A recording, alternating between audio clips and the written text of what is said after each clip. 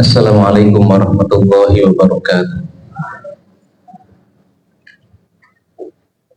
Alhamdulillahilladzi hadana li hadza wa ma kunna linahtadiya laula an hadanallah.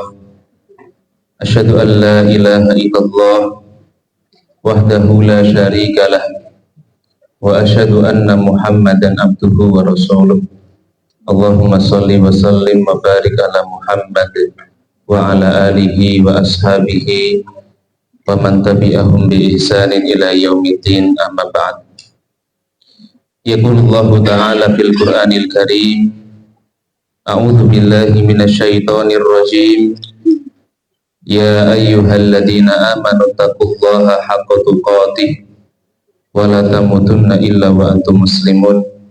Faqala an-nabiyyu sallallahu alaihi wasallam, ittaqillaha haitsu ma kunta wa atbi'is sayyi'atal hasanata tamhuha wa khaliqin nasa bi khuluqin hasanin. Allahumma la sahla illa ma ja'altahu sahla wa anta taj'alul hasana idza syi'ta sahla. Para ummahat, ibu-ibu yang semoga senantiasa diberikan keberkahan oleh Allah. Alhamdulillah, segala puji syukur marilah kita panjatkan kepada Allah Subhanahu wa taala atas kemudahan yang telah Allah berikan kepada kita semua. Pagi hari ini alhamdulillah kita diberikan nikmat oleh Allah berupa kesehatan. Allah masih memberikan kita nikmat umur panjang. Allah masih memberikan kita hidayah, memberikan kita taufik, sehingga dengan izin Allah Ta'ala pagi hari ini kita bisa berkumpul di rumah ini untuk bersama-sama kita mempelajari sejarah hidup manusia yang paling kita cintai, yaitu Rasulullah Sallallahu Alaihi Wasallam. Dan insya Allah kita akan melanjutkan apa yang sudah kita bahas di pertemuan yang terakhir. Telah kita jelaskan bagaimana daya tarik Nabi Sallallahu Alaihi Wasallam sebelum beliau itu diangkat menjadi seorang Nabi, sebelum beliau diangkat menjadi seorang Rasul. Dan insya Allah pagi hari ini kita akan membahas bagaimana proses Nabi Sallallahu Alaihi Wasallam mendapatkan wahyu, mendapatkan ayat yang pertama kali, yaitu ketika beliau sedang berada di Gua Hira. Para umat yang Allah Ta'ala muliakan, sebelum kita membahas bagaimana proses Nabi Sallallahu Alaihi Wasallam mendapatkan wahyu, mungkin terlebih dahulu kita sampaikan bahwa mukjizat terbesar yang diterima oleh Nabi Sallallahu Alaihi Wasallam dari Allah Subhanahu Wa Taala adalah Al-Quranul Karim. Bahkan mukjizat ini merupakan mukjizat yang paling utama di antara mukjizat-mukjizat yang pernah Allah Ta'ala berikan kepada para Nabi dan Rasul sebelumnya. Kalau mukjizat yang pernah Allah berikan kepada para Nabi sebelumnya, mukjizatnya adalah mukjizat yang hanya bisa dirasakan, hanya bisa dinikmati oleh orang-orang yang hidup di zaman para Nabi atau para Rasul terdahulu.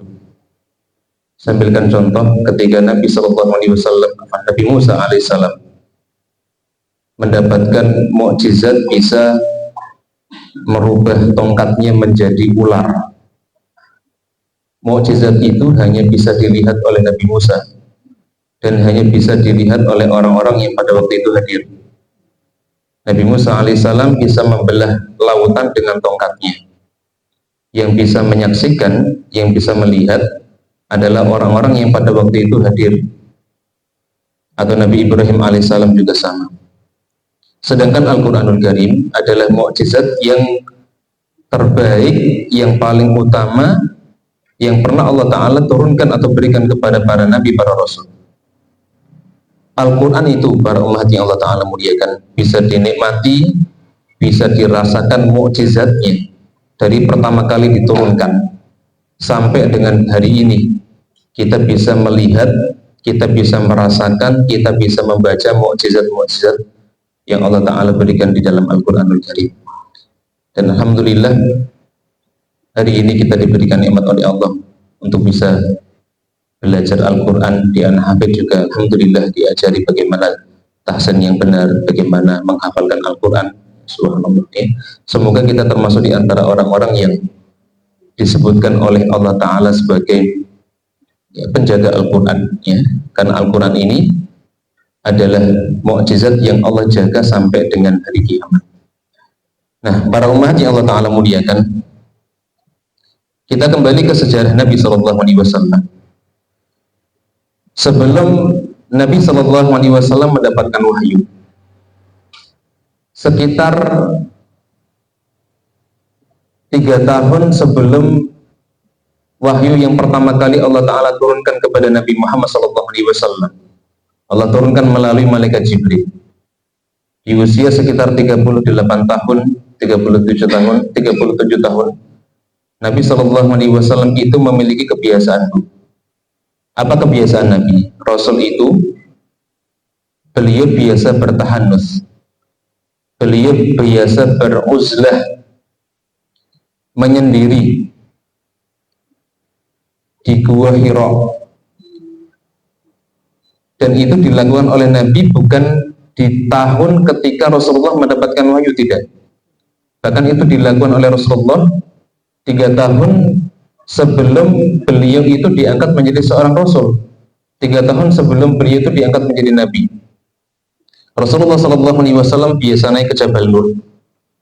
Kemudian beliau di situ bertahanus, berdiam diri di Gua Hira dengan berbekal roti atau gandum atau air yang biasa dikirimkan oleh istri beliau yang tercinta, yaitu Ibunda Khadijah. Atau terkadang ketika Nabi SAW beliau ingin bertahanus, beliau bawa bekal.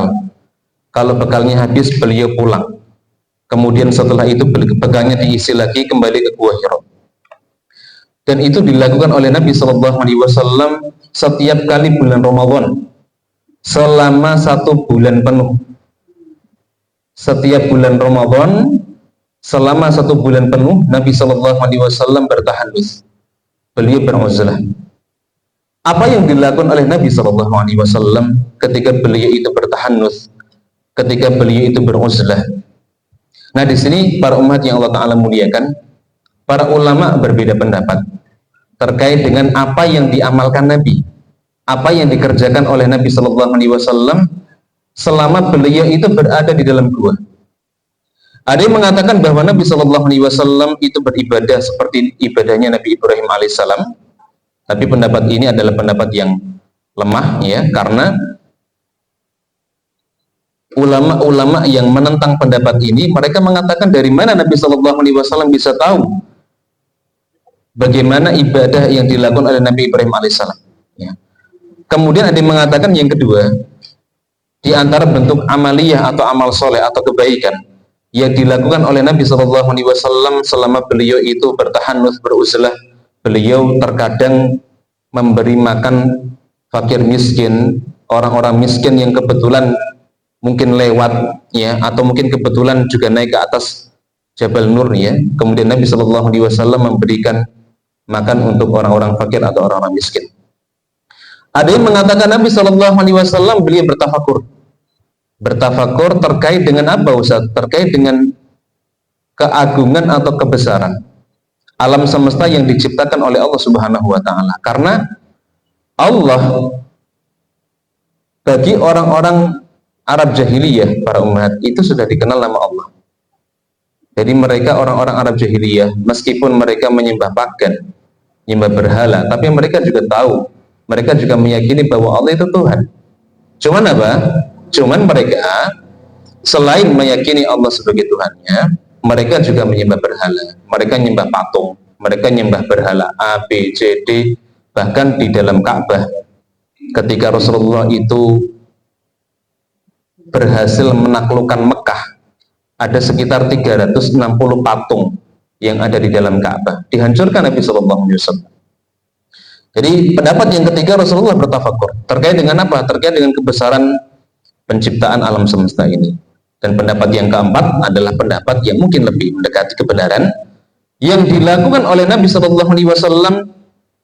Beliau ingin menyendiri karena tahu bahwa masyarakat Mekah pada waktu itu sudah rusak moralnya, rusak akhlaknya, maksiat ada di mana-mana, sehingga beliau pengen menyendiri, beliau pengen merenung, dan beliau pengen mencari tahu sebenarnya tujuan beliau dihidupkan itu apa. Maka beliau naik ke atas Jabal Nur, ke Gua Hira. Dan kalau jenengan perhatikan Gua Hira dengan Mekah itu kan jaraknya sekitar 3 mil ya sekitar 3 kiloan lebih lah, seperti itu. Nah, dari Gua Hira itu akan kelihatan Masjidil Haram, kelihatan Ka'bah, sehingga kesibukan atau aktivitas yang dilakukan oleh masyarakat di Mekah, ya khususnya di sekitar Ka'bah atau Masjidil Haram, itu bisa terlihat dari Jabal Nur, bisa terlihat dari Gua Hira. Maka Nabi Shallallahu Alaihi Wasallam sambil melihat ke arah Mekah, beliau merenung, memperhatikan bagaimana kerusakan yang dilakukan oleh orang-orang Mekah, seperti itu. Nah, ini yang dilakukan oleh Nabi Shallallahu Alaihi Wasallam. Nah, para umat yang Allah Ta'ala muliakan, setelah 3 tahun Nabi Shallallahu Alaihi Wasallam bertahanus, maka di tahun yang ketiga, tepatnya Nabi Shallallahu Alaihi Wasallam berusia 40 tahun. Nah, kalau di dalam kitab Rahiqul Makhtum, ya, Syekh Sofiyur Rahman Al-Mubarakfuri, beliau menjelaskan bahwa Nabi Shallallahu Alaihi Wasallam ketika diangkat menjadi Nabi, beliau itu berusia 40 tahun 6 bulan 12 hari. Berapa usia beliau, Bu? 40 tahun 6 bulan 12 hari. Ini usia Nabi Shallallahu Alaihi Wasallam. Atau kalau dihitung dengan kalender Masehi, usia Nabi pada waktu menerima wahyu, mendapatkan wahyu, usianya adalah 39 tahun lebih 3 bulan 20 hari. 39 tahun lebih 3 bulan lebih 20 hari. Ini kalau dihitung dengan hitungan kalender Masehi atau kalender Syamsiyah. Sedangkan yang 40 tahun yang selama ini kita dengar, yang selama ini kita ketahui, itu adalah patokan umur Rasul kalau dihitung dengan hitungan kalender apa? Hijriyah atau Qomariyah atau bulan, seperti itu. Baik, para umat yang Allah Ta'ala muliakan, sebelum Nabi Muhammad SAW beliau menerima wahyu atau mendapatkan wahyu, ternyata ada tanda-tanda, ada isyarat-isyarat yang dirasakan oleh Nabi sebelum Rasulullah itu mendapatkan wahyu, mendapatkan atau Allah Ta'ala turunkan Al-Quran. Ternyata sudah ada muqaddimahnya, sudah ada tanda-tandanya, sudah ada isyaratnya. Apa isyaratnya, Ustaz? Di antara isyaratnya para umat yang Allah Ta'ala muliakan, satu, Nabi Shallallahu Alaihi Wasallam beliau pernah mengalami sebuah kejadian. Apa kejadiannya? Jadi ketika beliau itu berada di Mekah, pernah ada batu yang mengucapkan salam kepada Nabi Shallallahu Alaihi Wasallam. Batu mengucapkan salam kepada Nabi Shallallahu Alaihi Wasallam. Dalilnya apa, Ustaz? Dalilnya adalah hadis yang diriwayatkan oleh Imam Muslim. Disebutkan bahwa Rasulullah mengatakan, inni la'arifu hajaran bi Makkah kana yusallimu alayya qabla an ub'atha inni la'arifuhul an. Rawahu Muslim. Kata Nabi sallallahu alaihi wasallam, beliau mengatakan begini, sungguh aku mengetahui sebuah batu di Mekah mengucapkan salam kepadaku sebelum aku diutus menjadi seorang nabi, dan aku masih mengenal, masih mengetahui sampai dengan sekarang batu itu ada di mana. Ya. Ini pengakuan dari Nabi Shallallahu Alaihi Wasallam yang diriwayatkan oleh Imam Muslim. Masa Ustaz batu bisa mengucapkan salam kepada Nabi Shallallahu Alaihi Wasallam? Kalau Allah Subhanahu Wa Taala sudah mengatakan kun Fayakun, bahkan di zaman Nabi Shalih alaihissalam ada onta yang keluar dari batu. Kalau ini batu hanya mengucapkan salam, ya, mengucapkan salam. Di zaman Nabi Shalih alaihissalam ada onta yang dia keluar dari batu, dan itu sangat mungkin bagi Allah Subhanahu wa taala. Apalagi hadisnya adalah hadis yang sahih, diriwayatkan oleh Imam Muslim. Ya. Ini salah satu di antara tanda-tanda atau isyarat sebelum Nabi Shallallahu alaihi wasallam itu mendapatkan wahyu. Isyarat yang kedua, ada yang namanya ar-ru'ya as-salihah atau ar-ru'yah al-hakikiyah, yaitu mimpi yang jelas, mimpi yang terang. Ini dialami oleh Nabi Shallallahu alaihi wasallam. Ya. Bahkan di dalam sebuah hadis yang diriwayatkan oleh istri beliau sendiri, Ibunda Aisyah. Ibunda Aisyah menyebutkan bahwa awwalu ma budi'a bihi Rasulullah sallallahu alaihi wasallam minal wahyi ar-ru'ya as-salihah bin naum. Ibunda Aisyah mengatakan wahyu yang pertama kali turun kepada Nabi sallallahu alaihi wasallam itu dalam bentuk mimpi yang benar, mimpi yang jelas ketika Nabi sallallahu alaihi wasallam itu sedang tidur.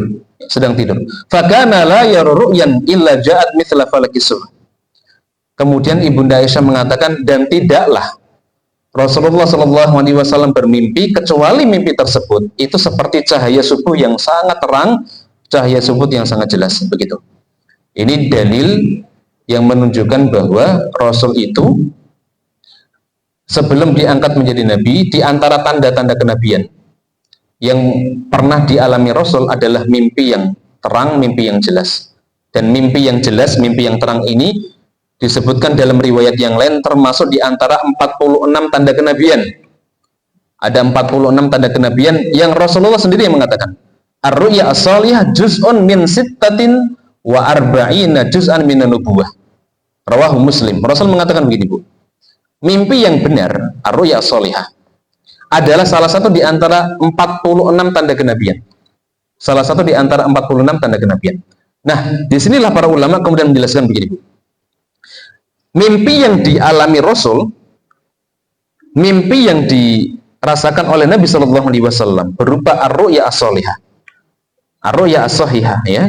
Bukan ar-ru'ya as-salihah, mimpi yang benar, bentuknya seperti fajar yang menyingsing tadi. Itu sudah dialami Nabi 6 bulan sebelum Rasul itu mendapatkan wahyu. Jadi sekitar bulan Rabiul Awal, Bu. Kalau Rasul mendapatkan wahyu Al-Quran yang pertama kali di bulan Ramadan, 6 bulan sebelum bulan Ramadan, bulan apa, Bu? Sekitar bulan Rabiul Awal. Jadi mimpi ini bukan hanya sekali dialami Nabi, tapi berjalannya sekitar 6 bulan. Rasulullah SAW cukup sering beliau diberikan petunjuk oleh Allah berupa ar-ru'ya as-salihah, mimpi yang hakiki, mimpi yang jelas, mimpi yang terang, begitu, ya. Nah, para umat yang Allah Ta'ala muliakan, kita kembali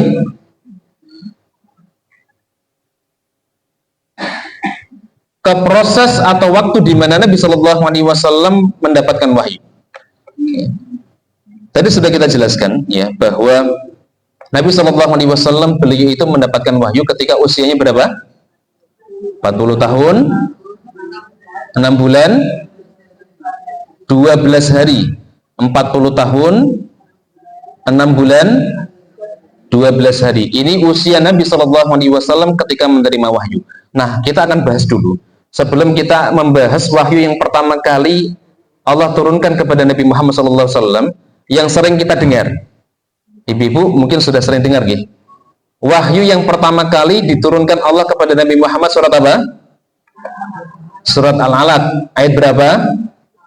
1 sampai 5. Nah, ternyata para ummahat, terkait dengan surat yang pertama kali diturunkan Allah kepada Nabi Muhammad, itu ada khilaf di antara para ulama.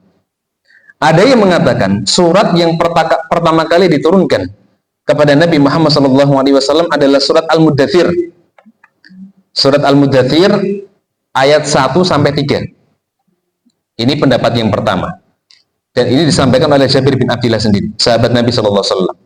Jabir yang mengkonfirmasi bahwa surat yang pertama kali diturunkan untuk Nabi adalah surat Al-Muddathir ayat 1 sampai dengan 3.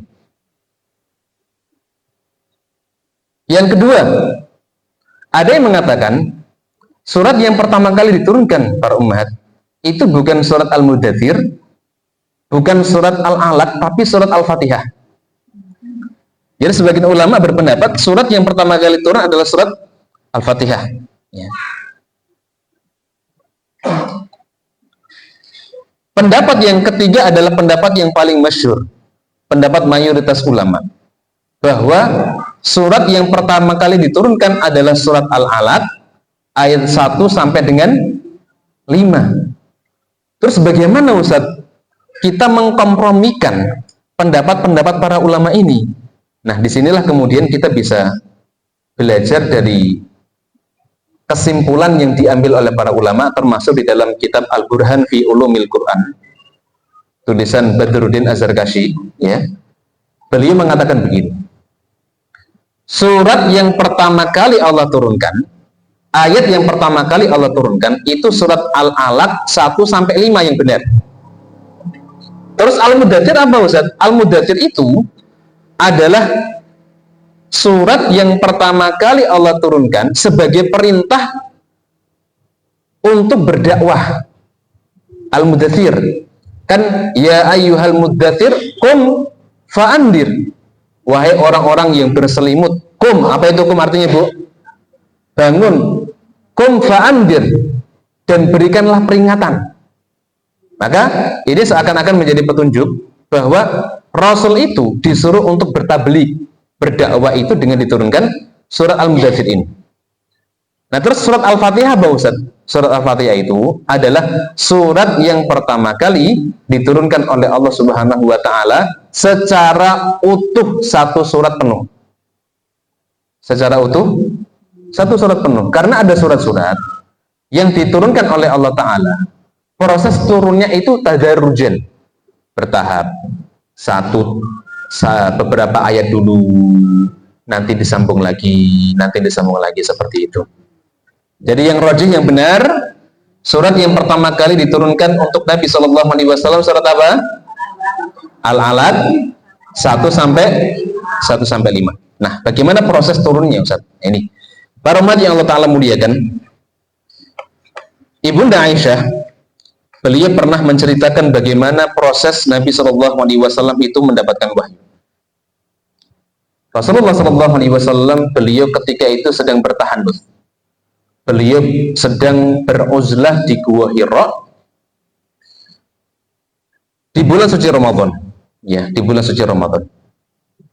Nah, ketika beliau sedang bertahanus, beliau sedang beruzlah, maka datanglah malaikat Jibril. Jibril menghampiri Nabi Shallallahu Alaihi Wasallam dalam bentuk, bukan bentuk aslinya.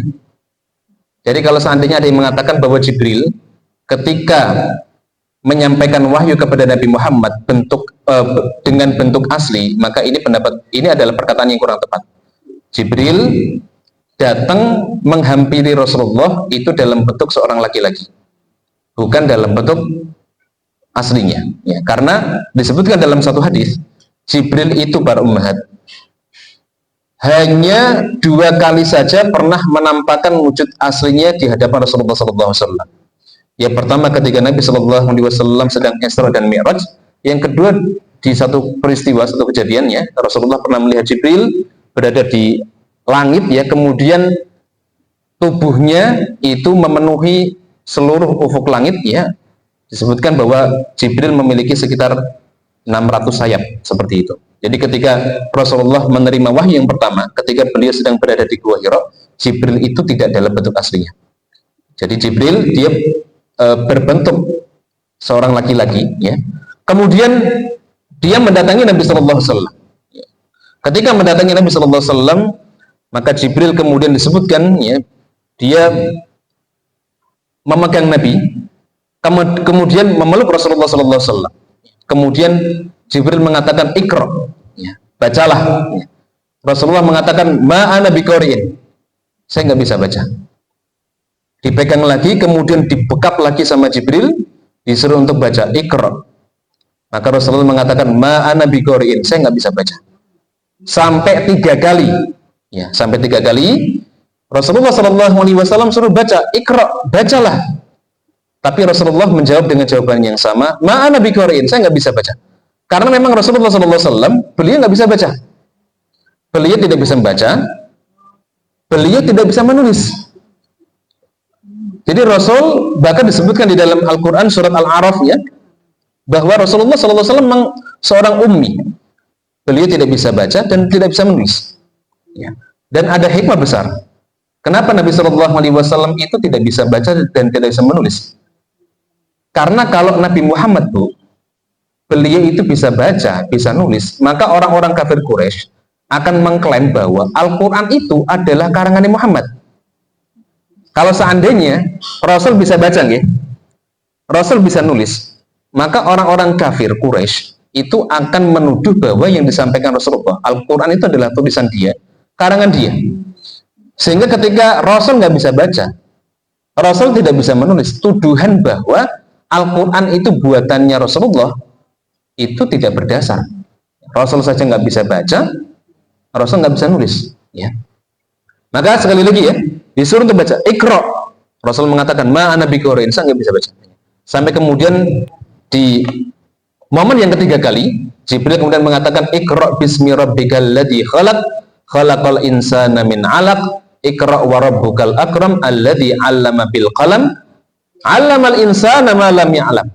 Nah ini Bu, meskipun Rasul itu tidak bisa baca, tapi Rasul itu bisa mengingat dan Rasul bisa menghafal. Sehingga ketika Jibril membacakan surat Al-Alaq ayat 1 sampai dengan 5, Rasul ingat, Rasul bisa menghafal. Kemudian Rasulullah SAW pulang ke rumah istrinya Ibunda Khadijah dalam kondisi gemetaran. Rasul mengatakan zammiluni, zammiluni, zammiluni, selimuti aku, selimuti aku, selimuti aku. Fazammaluhu hatta dhahaba anhu ar-ra. Kemudian istri beliau Bu diselimuti, menyelimuti. Hatta dhahaba anhu ar-ra, sampai gemetarannya itu kemudian hilang ya. Sampai gemetarannya hilang. Setelah gemetarannya hilang, Rasulullah SAW kemudian mengatakan, ya Khadijah, mali Khadijah, apa yang terjadi pada diriku? Ya. Apa yang terjadi pada diriku? Ya. Kemudian wa akhbaruhal khabar. Rasulullah SAW akhirnya menceritakan ya, bahwa tadi beliau mengalami kejadian begini dan begitu. Ya. Beliau melihat sosok yang asing yang sebelumnya belum pernah beliau lihat. Ya. Maka kemudian Rasulullah mengatakan, faqala fa inni khasyitu alayya Khadijah, ya. Saya merasa takut, saya merasa khawatir kalau diriku ini akan binasa. Rasulullah saking takutnya, beliau khawatir kalau dirinya itu akan binasa, celaka. Faqalat, maka disinilah peran penting seorang istri yang baik, seorang istri yang saleh, Ibunda Khadijah. Ya. Beliau kemudian menenangkan Rasulullah SAW.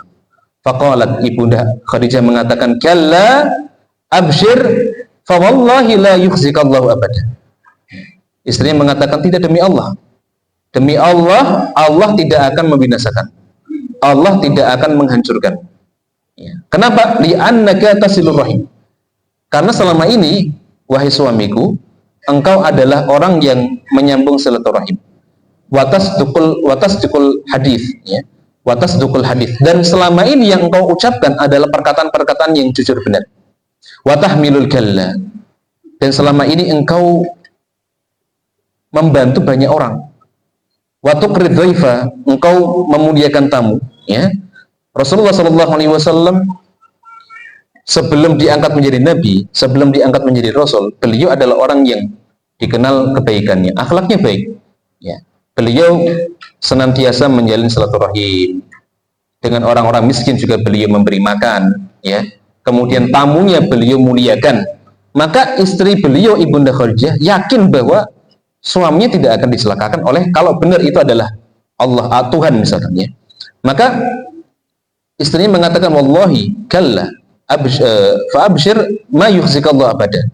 Demi Allah, engkau tidak akan dibinasakan oleh Allah Ta'ala. Ya. Akhirnya kemudian Ibunda Khadijah membawa Rasulullah SAW ke sepupu, ya, sepupu beliau yang bernama Waraqah bin Nawfal. Dibawa kepada sepupu beliau namanya Waraqah bin Nawfal. Waraqah bin Nawfal ini dia adalah seorang ada yang mengatakan dia seorang pendeta. Yang jelas dia seorang Nasrani yang masih memegang ajaran Nabi Isa alaihissalam. Yang masih memegang ajaran Nabi Isa alaihissalam. Maka Ibunda Khadijah kemudian mengatakan kepada Waraqah bin Nawfal, ya, ini dengarkan cerita dari saudaramu. Ya, tolong dengarkan cerita dari saudaramu. Akhirnya Rasulullah SAW disuruh untuk cerita. Ya, setelah Rasulullah SAW bercerita, maka kemudian Waraqah bin Nawfal menyimpulkan bahwa demi Allah, yang mendatangimu itu adalah Namus, ya, atau Jibril yang dulu pernah diutus oleh Allah untuk mendatangi Nabi Musa alaihissalam. Kalaulah seandainya aku masih hidup, ya, ketika kamu itu diangkat menjadi nabi, atau ketika kamu diusir oleh kaummu, maka aku akan menjadi orang-orang yang akan membelamu.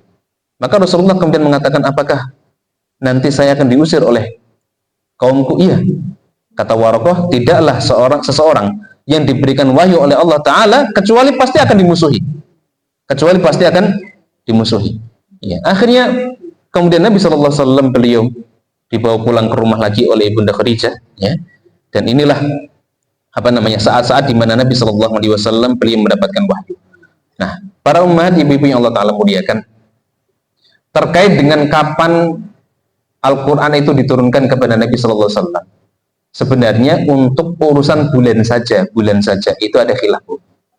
Bulannya saja itu ada perbedaan pendapat di antara para ulama. Ada yang mengatakan Al-Quran itu diturunkan di bulan Rabiul Awal.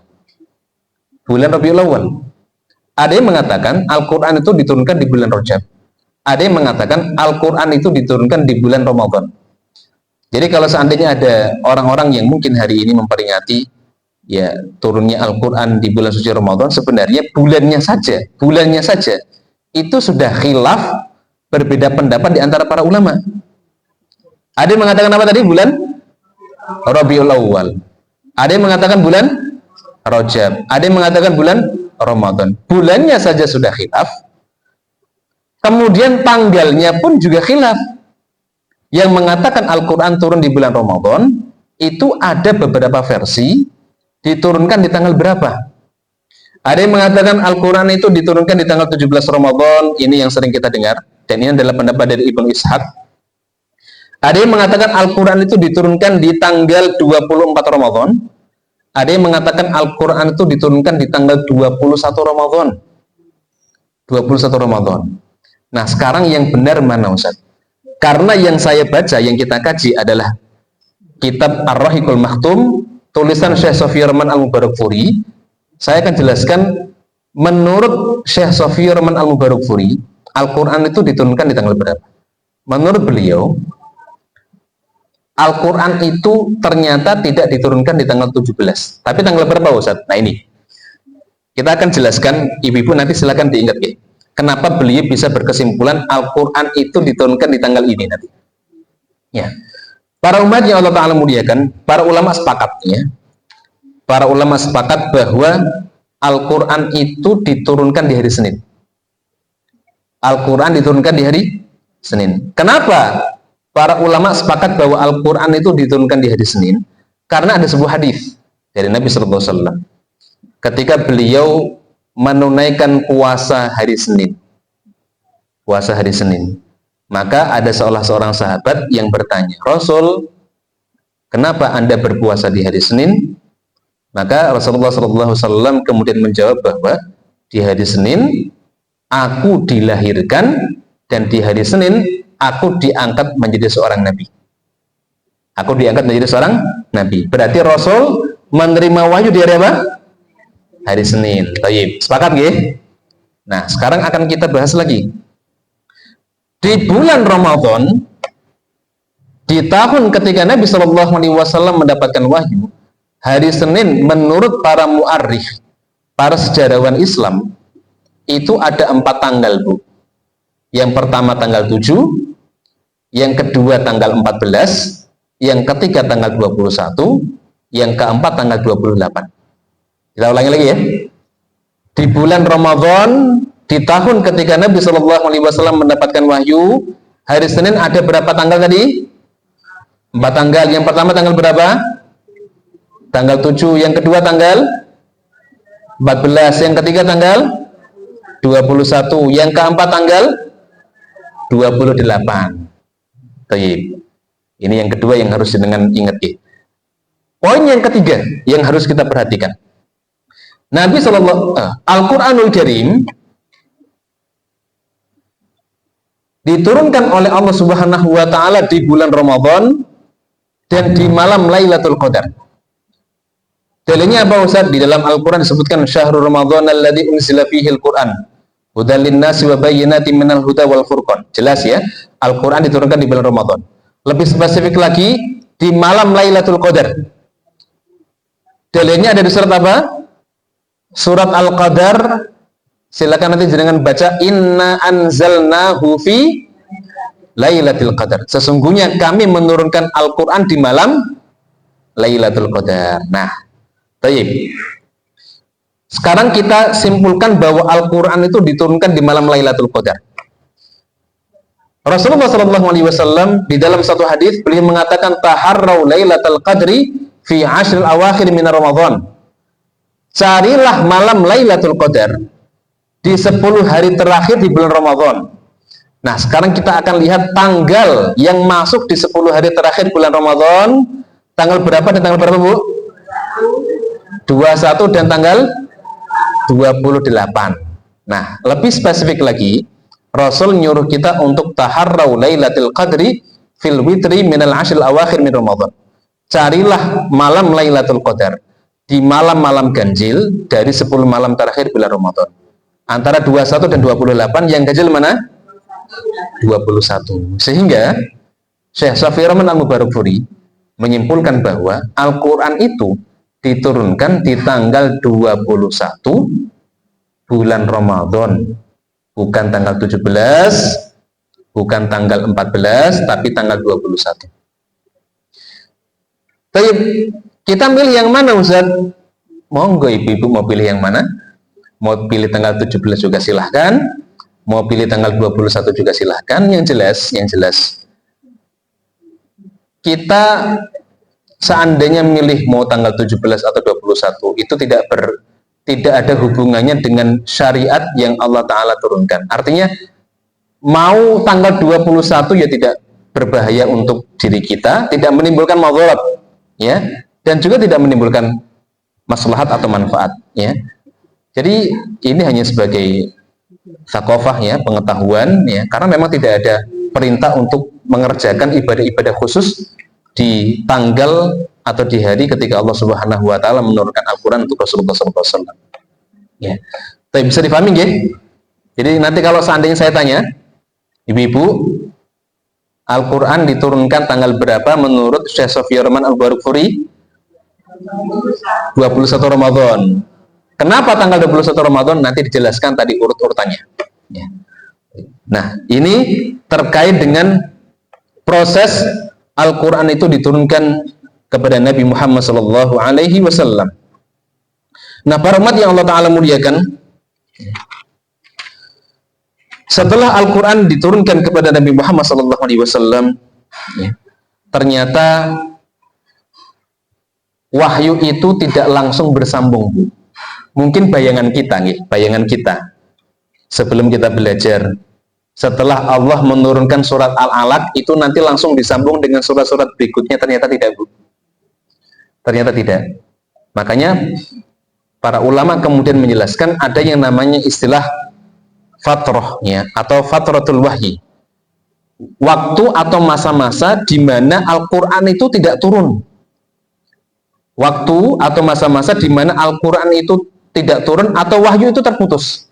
Namanya fatratul Qur'an, masa-masa fatrah ya.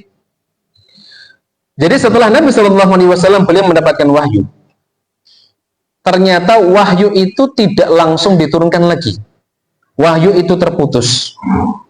Nah, terputusnya wahyu ini para ulama berbeda pendapat, berbeda-beda. Ada yang mengatakan wahyu itu terputus sampai dengan 3 tahun, Bu. Jadi setelah Allah menurunkan Al-Quran surat Al-Alaq kepada Rasulullah, sampai 3 tahun berikutnya tidak turun ayat lagi. Ini pendapat yang pertama, dan pendapat ini disebutkan oleh Ibnu Hajar Al-Asqalani Di dalam kitab Fathul Bari, ini adalah pendapat yang dipegang oleh Ibnu Ishaq, ya. Dipegang oleh Ibnu Ishaq. Sedangkan Ibnu Katsir, beliau menyebutkan bahwa sebagian ulama berpendapat bahwa masa fatratul wahyi itu 2 tahun sampai dengan 2,5 tahun. Jadi Rasul tidak mendapatkan wahyu sampai 2 tahun, 2,5 tahun. Ini disebutkan oleh Al-Imam Ibnu Katsir di dalam Al-Bidayah wa Nihayah. Nah, sedangkan menurut pendapat sebagian besar ulama bahwa masa fatrah itu hanya beberapa hari saja. Tidak sampai tahunan. Hanya beberapa waktu, beberapa hari. Nah, setelah Rasulullah SAW itu tidak mendapatkan wahyu beberapa hari, kemudian Allah menurunkan surat yang kedua, yaitu surat Al-Muddathir ayat 1 sampai dengan ayat ke-7. Surat kedua yang diturunkan untuk Nabi SAW adalah surat Al-Muddathir ayat 1 sampai dengan ke-7. Nah, sebelum kita membahas surat Al-Muddathir, ibu-ibu yang Allah Ta'ala muliakan, Rasulullah SAW beliau sempat mengalami masa galau yang luar biasa. Di momen pertama ketika Nabi SAW mendapatkan wahyu, kemudian dikabari oleh Waraqah bin Naufal bahwa kamu adalah nabi akhir, nabi umat ini. Kemudian setelah itu wahyu tidak turun, membuat Nabi SAW akhirnya ragu. Sebenarnya benar nggak sih saya itu diangkat menjadi nabi? Kalau saya diangkat menjadi nabi, harusnya kan wahyu turun lagi. Harusnya nanti ada perintah-perintah lagi dari Allah Subhanahu wa Ta'ala. Tapi kemudian wahyu tidak turun. Nah, itulah yang kemudian membuat Nabi SAW akhirnya beliau galau.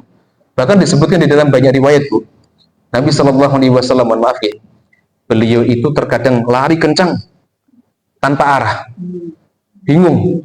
Bahkan digambarkan Rasulullah pernah naik ke atas bukit, mohon maaf ya, beliau pengen terjun dari atas bukit, ya. Tapi ketika Nabi SAW mau terjun, tiba-tiba beliau mendengar suara. Suaranya siapa? Suaranya Jibril.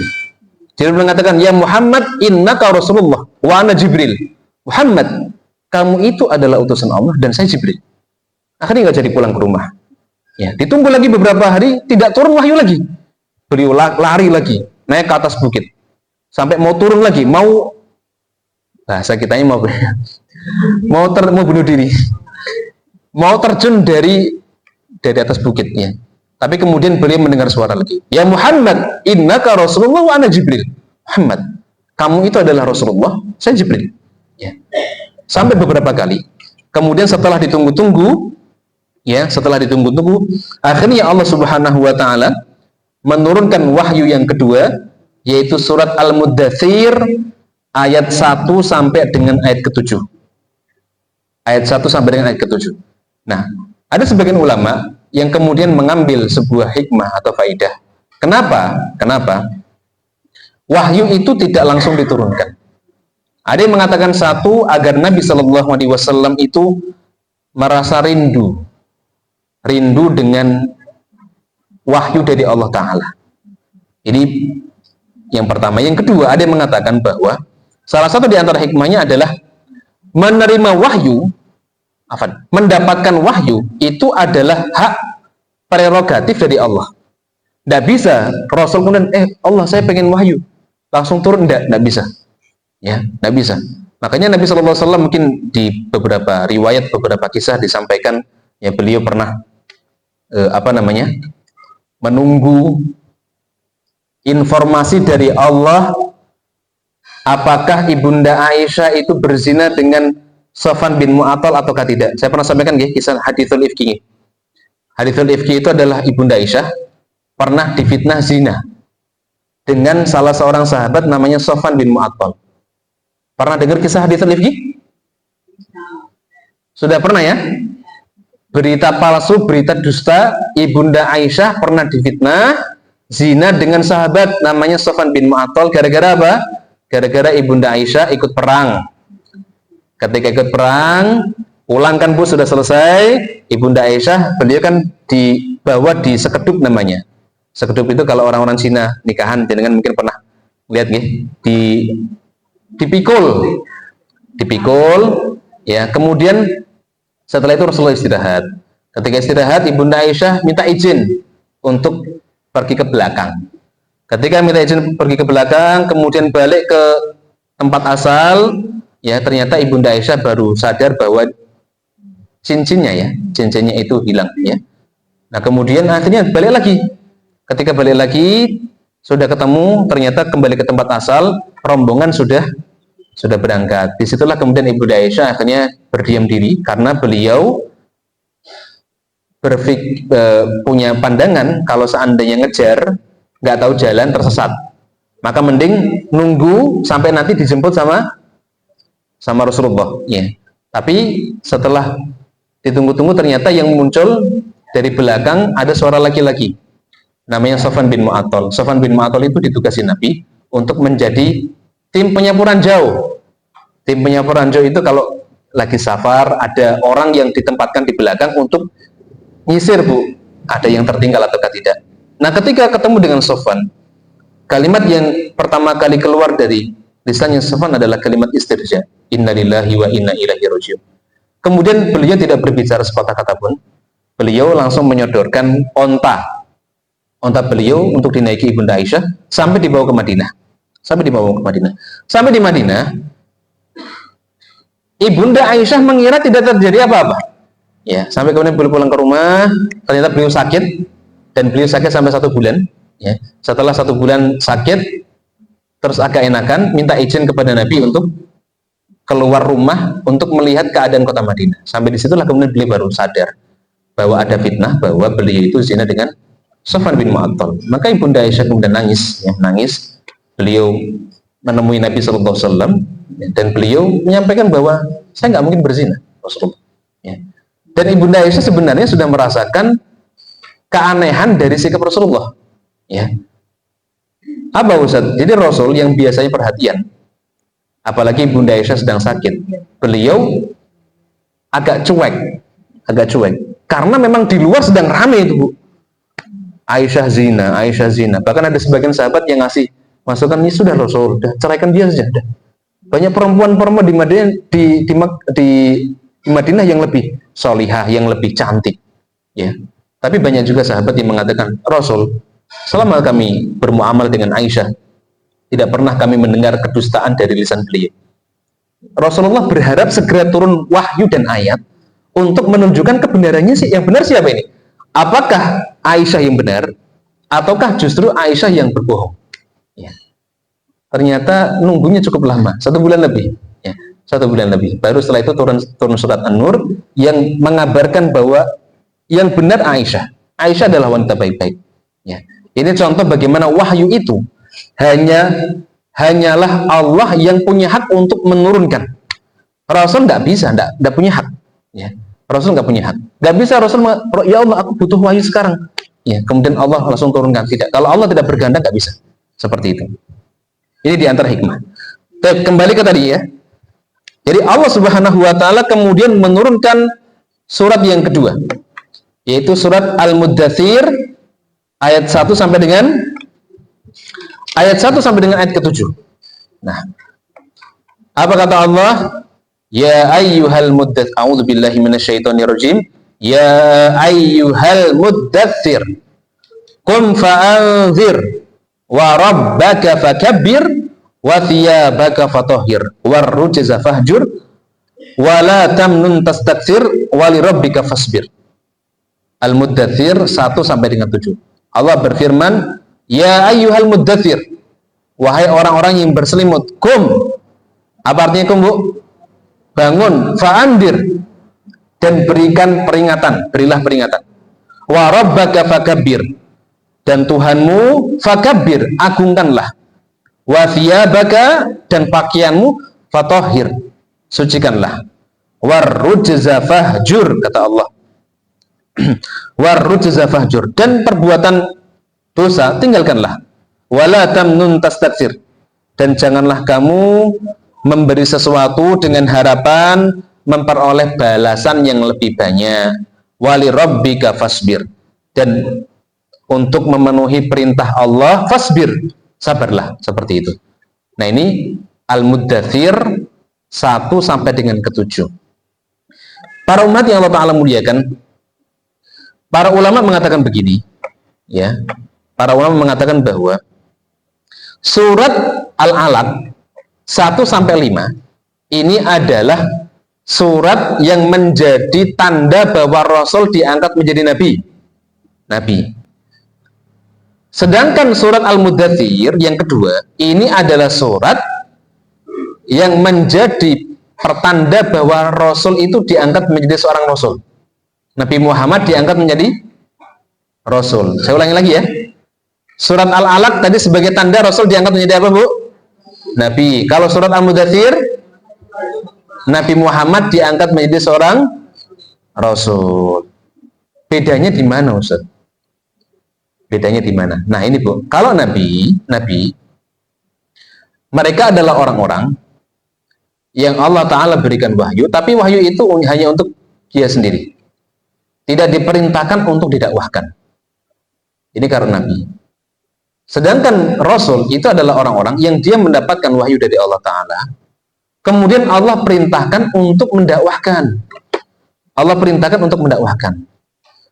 Kalau kita lihat, Bu, surat Al-Alaq ayat 1 sampai dengan 5, kan tidak ada perintah untuk berdakwah, nih. Sedangkan surat Al-Muddathir tadi diturunkan ayat 1 sampai dengan ke-7.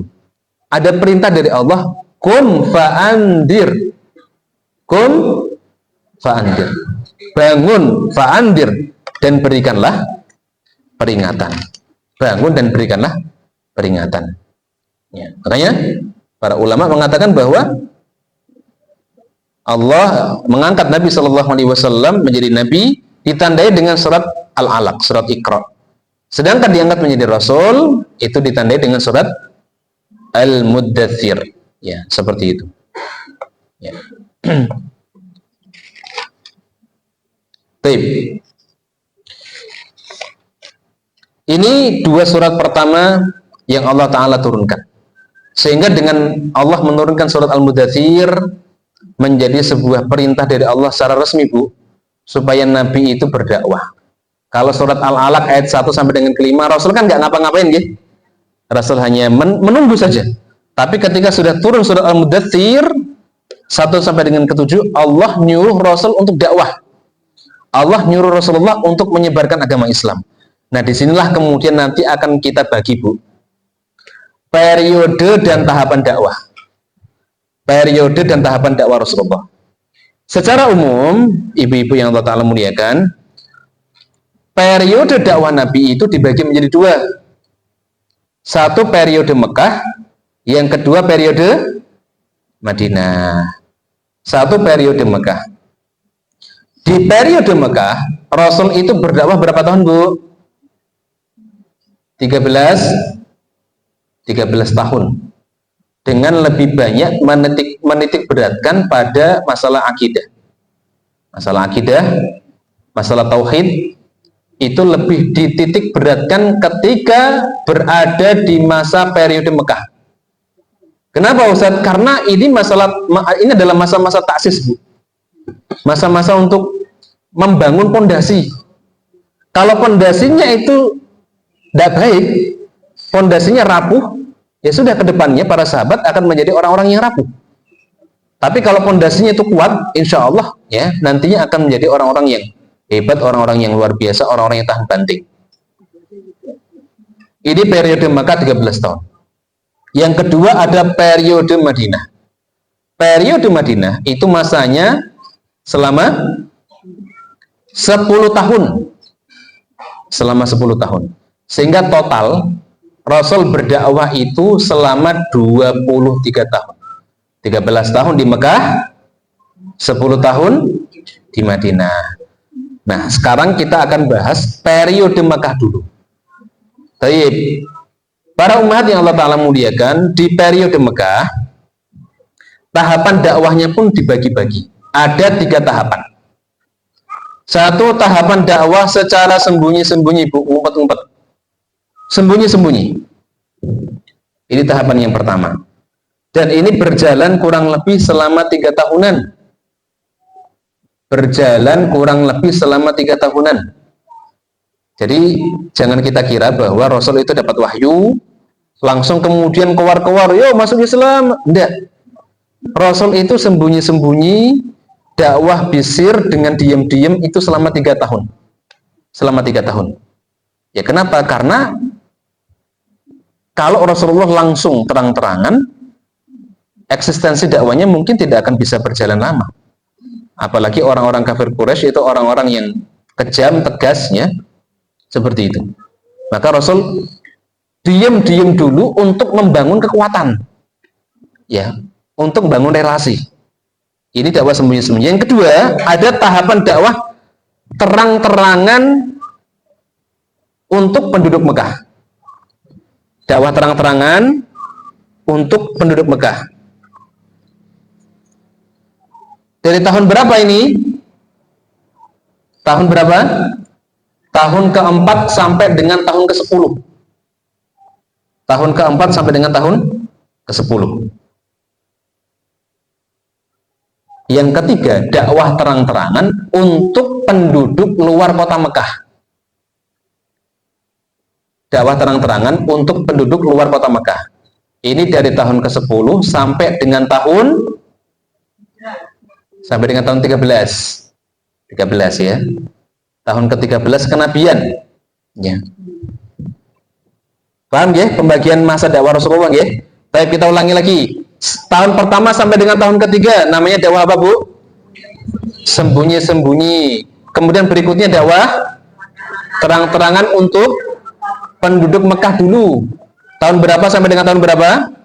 4 sampai dengan ke-10. Kemudian berikutnya terang-terangan untuk penduduk luar kota Mekah. Dari tahun berapa tadi? 10 sampai dengan ke-13. Nah, kita akan bahas poin pertama dulu. Dakwah Rasulullah SAW secara sembunyi-sembunyi.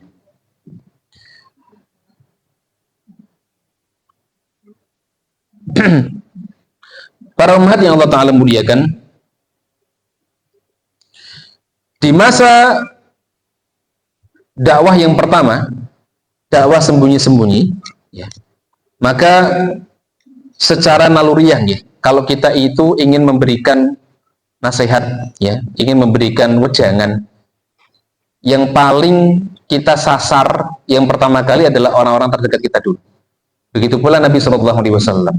Maka ketika Rasulullah sudah diangkat menjadi Nabi, menjadi Rasul, orang yang pertama kali beliau dakwahi atau yang biasa dikenal dengan as-sabiqunal awwalun itu adalah keluarga dekat beliau atau orang-orang terdekat beliau. Siapa mereka, Ustaz? Nah, di antaranya adalah satu pasti nih, istri beliau Ibunda Khadijah yang sangat setia, yang mendukung Rasulullah SAW, bahkan memotivasi Nabi, ya, memotivasi Rasulullah SAW. Kemudian yang kedua ada pembantu beliau.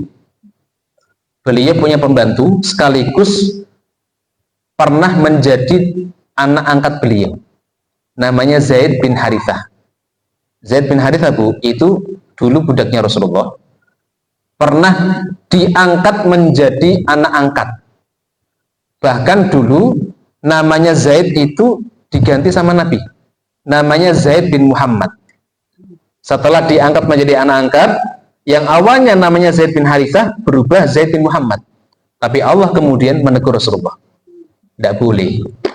Kalau kita punya anak angkat, dibinkan dengan nama kita, tidak boleh. Tetap dibinkan dengan ayah kandungnya, ayah aslinya. Makanya kemudian berubah lagi menjadi Zaid bin Harithah.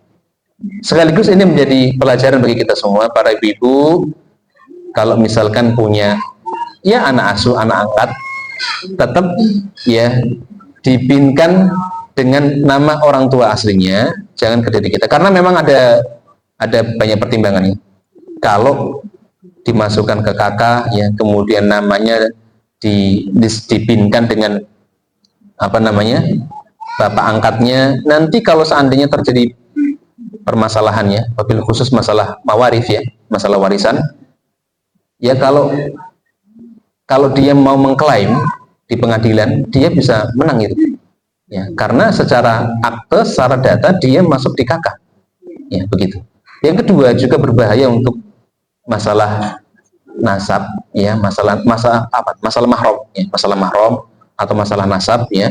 Karena anak angkat itu dia bukan mahram, jadi kalau seandainya orang-orang tahunya, oh ini anaknya Pak Fulan, ya, kemudian bersentuhan atau membuka aurat, dan ternyata tidak boleh, ya, tidak boleh, karena anak angkat itu bukan mahram. Kalau pengen menjadi mahram, anak angkat itu harus disusui, ya, anak angkatnya disusui, sehingga mahramnya menjadi mahram rodoah, mahram susuan. Itu pun ada syaratnya, bukan 1 kali menyusui, bukan, tapi pendapat jumhur adalah 5 kali menyusui, dan ada batasan umurnya kurang dari 2 tahun.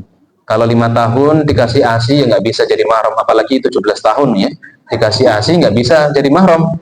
Misalkan dikasih ditaruh di gelas misalkan begitu, kemudian diminumkan, nggak bisa menjadi mahram, ya.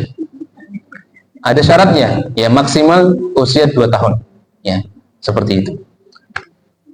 Sama tadi, Bu, Zaid bin Harithah, beliau adalah pembantunya Nabi, masuk Islam, ya. Kemudian yang ketiga, ada sepupunya Rasulullah, anaknya Abu Thalib. Siapa itu? Ali bin Abi Thalib. Ali bin Abi Thalib, beliau masuk Islam karena beliau hidupnya selama ini bareng dengan Nabi. Jadi betul dia anaknya Abu Thalib, tapi dititipkan kepada Rasulullah SAW. Makanya sangat dekat dengan Nabi, dan beliau pun ketika masih kecil sudah masuk Islam. Ya, subhanallah. Kemudian yang keempat, orang yang keempat adalah sahabatnya Nabi, orang terdekatnya Rasulullah, bahkan mendapatkan laqab Khalilur Rasul, mendapatkan gelar Khalilur Rasul, kakasnya Rasulullah, yaitu Abu Bakar As-Siddiq. Abu Bakar As-Siddiq. Nah, itu 4 orang pertama yang masuk Islam. Dari 4 orang ini, akhirnya kemudian banyak berdakwah, terutama Abu Bakar As-Siddiq. Abu Bakar As-Siddiq, beliau kemudian mengumpulkan atau beliau mendatangi orang-orang yang selama ini sangat dekat dengan Abu Bakar, percaya dengan Abu Bakar, menjalin hubungan yang baik dengan Abu Bakar.